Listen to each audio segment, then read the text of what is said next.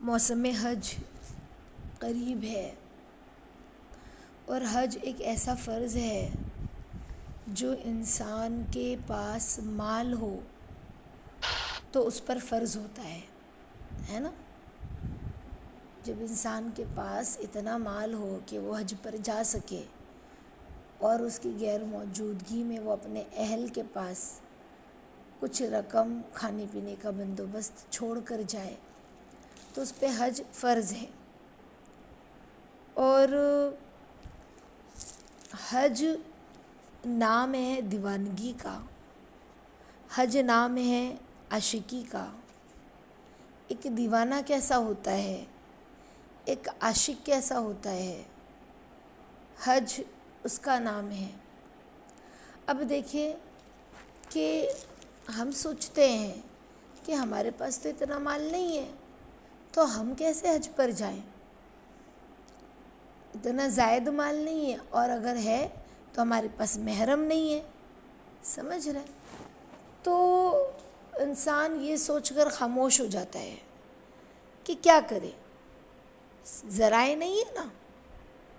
لیکن جو انسان تڑپتا ہے، جس کا دل جلتا ہے کہ یا اللہ موسم حج آ رہا ہے، حاجی حج کے لیے تیاریاں کر رہے ہیں، ہے نا، تو یا اللہ ہم کب حج پر جائیں گے، یا اللہ ہمیں آپ کب بلائیں گے، یا اللہ آپ ہمیں کب اپنا مہمان بنائیں گے.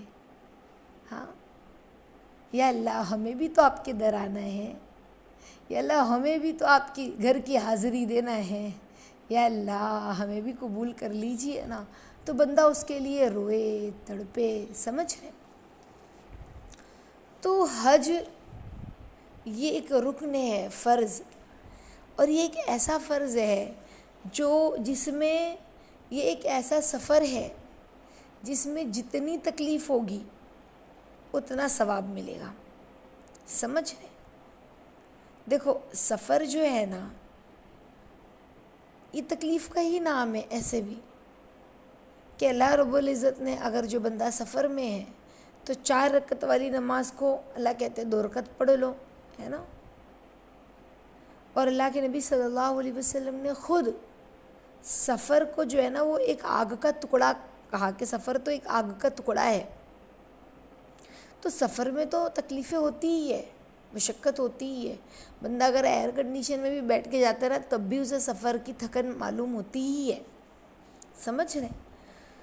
تو حج کا سفر جو ہے نا یہ تو مخصوص عاشقوں کا سفر ہے، یہ سمجھ لیں. اور اس سفر کو ایک عاشق ہی طے کرتا ہے، اور اس سفر کو طے کرنے میں ایک عاشقانہ مزاج ہو کہ ایک عاشق کیسا ہوتا ہے، ایک دیوانہ کیسا ہوتا ہے کہ لوگ اسے پتھر مارتے ہیں، بھئی یہ تو دیوانہ ہے، گالیاں دیتے ہیں، لیکن اسے کوئی فرق نہیں پڑتا. وہ تو دیوانوں کی طرح مست ذوق و شوق میں چلتا رہتا ہے. سمجھ رہے؟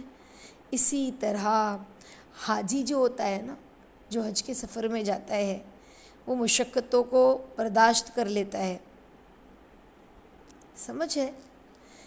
چاہے وہ مشقت صحت کے اعتبار سے ہو، راستے کے اعتبار سے ہو، تو یہ برداشت کرتا ہے. اور یہ بات یاد رکھیں کہ حج کے سفر میں جو کچھ انسان خرچ کرتا ہے خوشی سے خرچ کرے. سمجھ رہے؟ اور جو بھی اسے نقصان پہنچ رہا ہے، چاہے وہ جانی نقصان ہے چاہے وہ مالی نقصان ہے، تو اسے برداشت کرے. اور یہی تو حج قبول ہونے کی علامت ہے. سمجھ رہے؟ حج کے راستے میں مصیبتوں کا برداشت کرنا یہ جہاد میں اللہ کے راستے میں خرچ کرنے کے برابر ہے. جہاد میں اللہ کے راستے میں تکلیف ہو تو کیسے ثواب ملے، ایسے حج کے راستے میں تکلیف کا اٹھانا گویا کہ بندے نے جہاد میں تکلیف کو اٹھایا ہے. سمجھ رہے؟ آپ سوچیں نا، اللہ کے راستے میں بندہ حج کے لیے نکلا ہے، 1 درہم بندے نے خرچ کیا، 1 روپیہ خرچ کیا، اس کے بدلے میں اللہ تعالیٰ 700 درہم خرچ کرنے کا ثواب دیتے ہیں، اتنا اللہ خوش ہو جاتے ہیں۔ دیکھو ہم اگر کسی کے در پر جاتے ہیں نا، کسی کے گھر مہمان بن کر جاتے ہیں، تو ہمارا معاملہ کیا ہوتا ہے؟ ہم اچھے کپڑے پہنتے ہیں، ہمارے پاس جو حجاب میں اچھا حجاب ہوتا ہے ہم وہ پہنتے ہیں، اور اگر نہیں ایک ہی حجاب ہے تو ہم سوچتے ہیں بھی ہمیں کل جانا ہے مہمانی میں تو لاؤ اپنے نقاب کو دھل لیں، گندا لگ رہا ہے نا۔ روز جو جوتے پہنتے ہیں، بازاروں میں جو پہن کے جاتے ہیں وہ جوتے نہیں پہنتے، دوسرے اچھے جوتے پہنتے، بھئی مہمانی میں جانا ہے، سمجھ رہے ہیں؟ اپنے آپ کو سجاتے ہیں، سنوارتے ہیں۔ لیکن اللہ کہہ رہے ہیں، اللہ کا معاملہ دنیا کے معاملوں سے الٹا ہے۔ اللہ کہہ رہے ہیں مجھے تمہارا ظاہر نہیں دیکھنا، ظاہر میں تو تم دیوانے بن کر آؤ، کسی چیز کا ہوش نہیں ہے، خوشبو بھی نہیں لگاؤ تم، سمجھ رہے ہیں؟ میل بھی گھس کے صاف نہیں کرنا ہے حاجی کو احرام میں، نئے کپڑے نہیں پہننا ہے، 2 ٹکڑے کپڑے میں آ جاؤ۔ مردوں کو دو کپڑے، ایک نیچے باندھتا ہے ایک اوپر پہنتا ہے نا، اوپر چادر لپیٹتا ہے، اور عورتوں کے لیے خالی احرام، سادے سے کپڑے، ہے نا، خالی چہرے پر جو ہے وہ کپڑا نہ لگے تو ایک کیپ ہوتی ہے، اور اس کے اوپر سجا جیسے بنا ہوتا ہے، اس کے اوپر سے جب پردہ ڈالا جاتا ہے نا تو چہرے پر نہیں لگتا۔ بہرحال تو مطلب یہ کہ خوشبو نہیں لگانا ہے، سج کر نہیں آنا ہے، نہا کر نہیں آنا ہے، بس ایسے ہی تم چلے آؤ، سمجھ رہے ہیں؟ ایسے ہی اللہ جو دیکھنا چاہتے ہیں حاجی کے اندر، وہ دل دیکھنا چاہتے ہیں کہ ایک حاجی کا دل کیسا ہو، سمجھ رہے ہیں؟ اللہ رب العزت کے دربار میں جب ہم جا رہے ہیں حج کے لیے تو ہمیں اپنے دل کو بنانے کی محنت کرنی ہے۔ اب آپ کہو گے آپا ہم سب تو حج پہ نہیں جا رہے، تو آپ ہمیں یہ کیوں بتا رہے ہیں؟ اللہ کے لیے کیا مشکل ہے، نیت کر لیں اللہ ہمیں بھی حج کرنا ہے، ہم بھی سیکھ لیں، ہم بھی حج کرنے والے کی کیا قیمت ہے، حاجی کیسا ہوتا ہے، یہ اللہ ہمیں بھی معلوم ہو، ہم بھی تیاری کریں، نہ جانے ہمارا نمبر لگ جائے۔ اللہ کے لیے کیا مشکل ہے، بغیر پاسپورٹ کے اللہ پہنچانے پہ قادر ہے۔ اللہ کے لیے کیا مشکل ہے، اللہ ذریعہ بذریعہ بلا ذریعہ بھی اللہ پہنچا سکتے ہیں، سمجھ رہے؟ یہ تو اللہ کی شان ہے، تو ہم اللہ سے عافیت مانگے، یا اللہ ہمیں بھی عافیت سے حج کروا دیجیے نا، تو ہم بھی حج سیکھیں کہ حاجی کیسا ہوتا ہے، اس کے اندر کیا کوالٹیز ہوتی ہے، اور وہ کیسا دیوانہ ہوتا ہے۔ لبیک اللہم لبیک، ایسے تو چلانے کی اجازت نہیں ہے، مسجد میں بھی ہمیں تو آہستہ بات کریں، بھئی اللہ کا گھر ہے، فضول بات نہ کریں، لیکن حرم میں جب انسان جاتا ہے تو اللہ کہہ رہا ہے عاشق کیسا ہوتا ہے، چلاتا چیختا آتا ہے، دیوانوں کی طرح آتا ہے، ایسے تم چیخو لبیک اللہم لبیک لبیک لا شریک لک لبیک، چلاتے ہوئے چیختے ہوئے دیوانوں کی طرح، اللہ میں حاضر ہوں، اللہ میں حاضر ہوں، ایسے دیوانے بن کر آؤ میرے دربار میں۔ اللہ یہ چاہتے ہیں، سمجھ رہے ہیں حاجی کیسا ہوتا ہے؟ تو اللہ کے نبی صلی اللہ علیہ وسلم فرماتے ہیں کہ جس کا مفہوم ہے حدیث کا، کہ حج کے جو سفر میں یا عمرے کا جو ثواب ہے وہ انسان کے اوپر جتنی مشقت ہوتی ہے اتنی مشقت کے بقدر اسے حج اور عمرے کا ثواب ملتا ہے۔ آج ہم کیا چاہتے ہیں؟ بہت آسانی، تھوڑا ہم چل دیے، اب تو اتنی آسانی، اتنی سہولتیں ہیں کہ ایئر کنڈیشن بسیں ہیں، ساری چیزیں ہیں، لیکن اگر تھوڑا بھی ہمیں پریشانی کا سامنا حج میں کرنا پڑتا ہے تو لوگوں کی زبان سے یہ کہتے ہوئے سنا کہ گورنمنٹ نے انتظام اچھا نہیں کیا، ہمیں چلنا بہت پڑا، ہمیں مشقتیں بہت برداشت کرنی پڑی، سمجھے؟ تو شکوہ نہ کریں، شکایت نہ کریں، یہی تو حج ہے۔ ہاں زبردستی اپنے آپ کو مشقت میں نہ ڈالیں، جیسے ایک آتا ہے نا ایک روایت میں کہ اللہ کے نبی صلی اللہ علیہ وسلم نے 2 شخص کو دیکھا، وہ دونوں جو ہے ایک رسی سے بندھے ہوئے تھے، تو اللہ کے نبی نے فرمایا یہ کیا ہے؟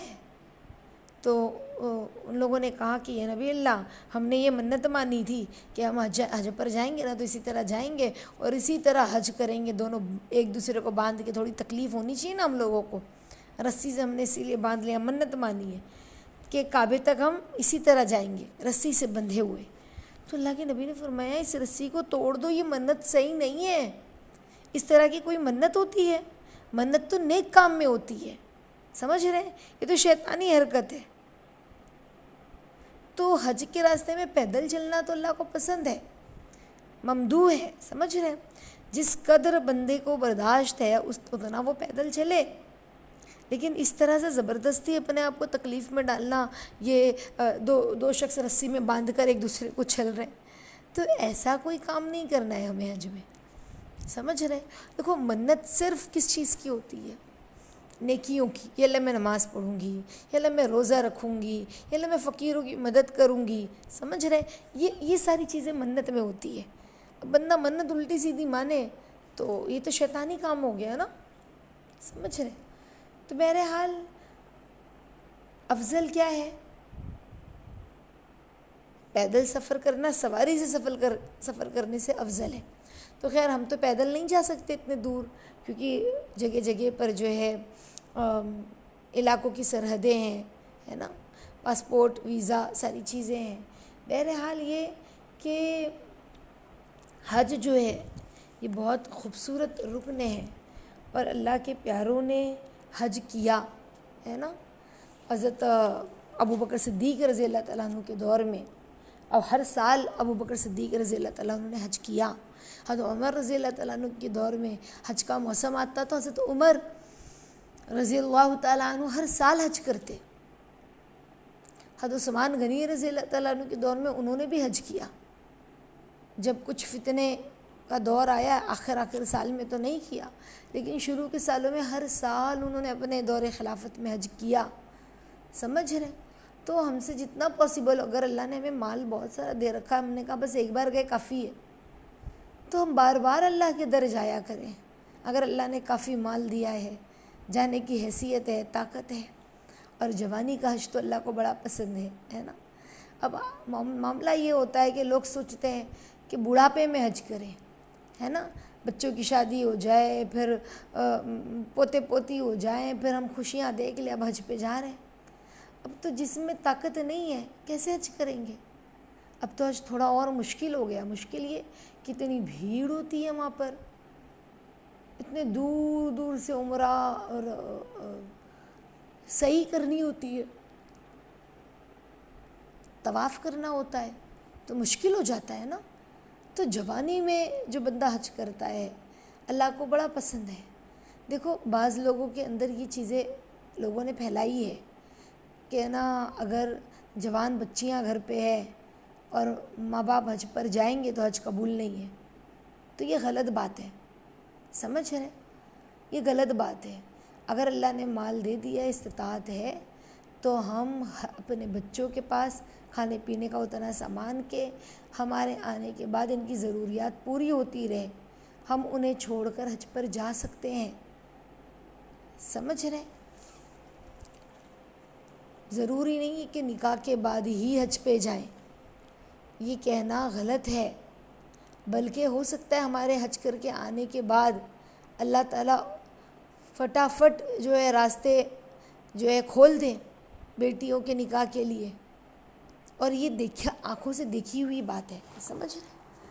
کہ ایک عورت کے بارے میں بتا رہی ہوں جو میں نے خود دیکھا کہ ان کی بیٹی کا رشتہ ہی نہیں ہو رہا تھا، تو وہ ماں بڑی پریشان تھی اس کی، تو ان کے شوہر نے کہا کہ حج پہ جانا ہے، تو کہا بیٹی کا نکاح نہیں ہوا کیسے حج پر جائے؟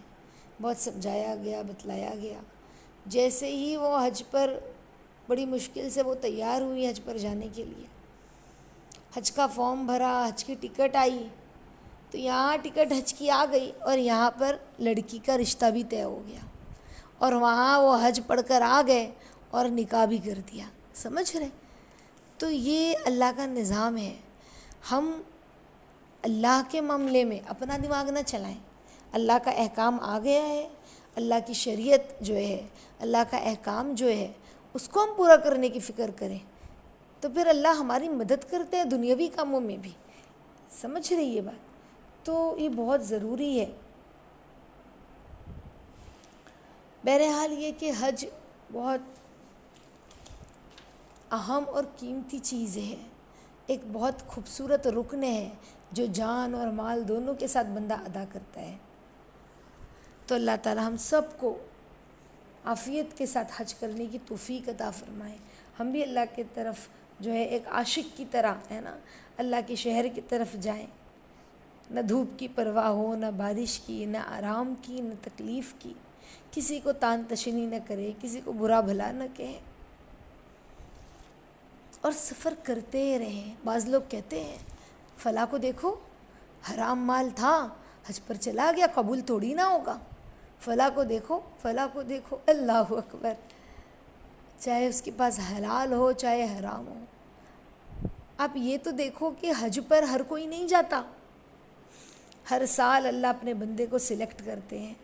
اس سال میرے یہ بندے آئیں گے اور یہ بندے آئیں گے اور یہ بندے آئیں گے، فلاں ملک سے فلاں اور فلاں اور فلاں اور فلاں علاقے سے فلاں اور فلاں. سمجھ رہے؟ تو یہ تو اللہ کا سلیکشن ہے جس کو اللہ مہمان بنا کر اپنے گھر بلائے. میں اور آپ کون ہوتے ہیں یہ بولنے والے؟ سمجھ رہے؟ وہ ایک الگ مسئلہ ہے کہ بندہ حلال کمائی کمائے اور حلال پیسوں سے حج پر جائے، لیکن یہ اس کا اور بندے کا معاملہ ہے، اللہ کا اور بندے کا معاملہ ہے. ہمیں تو فخر کرنا چاہیے کہ اللہ آپ نے اس کو بھی بلا لیا، مجھے کب بلائیں گے؟ مجھے بھی بلائیے نا اللہ پاک. فلاں جا رہا ہے، فلاں جا رہا ہے، فلاں جا رہا ہے، میں کب جاؤں گی اللہ؟ میں کب دیکھوں گی آپ کا در؟ تو انشاءاللہ بڑی فکر کریں. اللہ تعالیٰ ہم سب کو کہنے سننے سے زیادہ عمل کی توفیق عطا فرمائے. تو ہم حج کی جو تعلیم ہم سن رہے ہیں، صرف خود نہ سنیں، اپنے بچوں کے اندر بھی حج کے ذوق اور شوق کو پیدا کریں. اپنے گھر والوں کو بتائیں کہ حج کتنی بڑی سعادت ہے. ٹھیک ہے انشاءاللہ.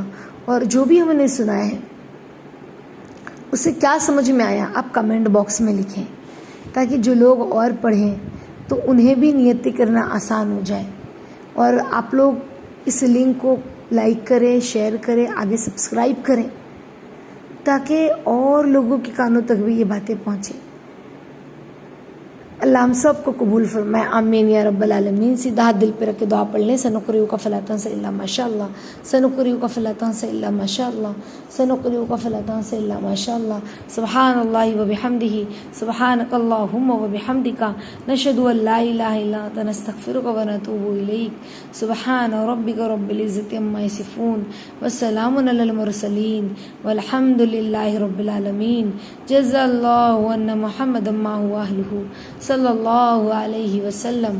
اللہم تقبل دعا وتقبل اعمالنا وتقبل قلوبنا وتقبل نیات. آمین یا رب العالمین.